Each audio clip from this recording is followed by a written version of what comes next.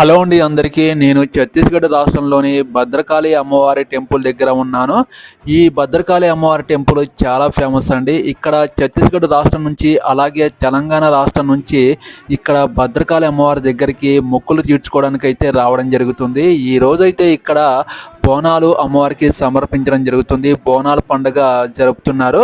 ఇక్కడ ఛత్తీస్గఢ్ రాష్ట్ర సాంప్రదాయం ప్రకారం బోనాలు పండుగ అనేది అమ్మవారికి సమర్పించి ఇక్కడ మొక్కులు తీర్చుకోవడం జరుగుతుంది. చూస్తున్నారు కదా, ఇది గుట్ట పైన అమ్మవారి టెంపుల్ ఉంది. గుట్ట కింద నుంచి బోనాలు అక్కడ వండించి తీసుకొని రావడం జరుగుతుంది.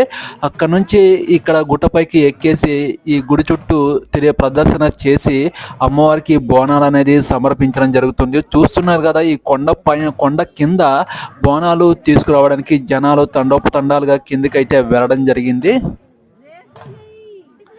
మనకు ఏదైనా నెరవేరాలి అని ఇక్కడికి వచ్చి కొబ్బరికాయ కొట్టి అమ్మవారి దర్శనం చేసుకొని కోరిక కోరితే ఖచ్చితంగా అది నెరవేరుతుంది. చాలామంది ఆ నమ్మకంతోనే ఇక్కడికి వచ్చి అమ్మవారి దర్శనం చేసుకొని కొబ్బరికాయ కొట్టి తమ కోరికలు అనేది దేవుడికి అంటే అమ్మవారికి చెప్పేసి వెళ్ళిపోవడం జరుగుతుంది. చూస్తున్నారు కదా ఎంతమంది జనాలు వచ్చారో.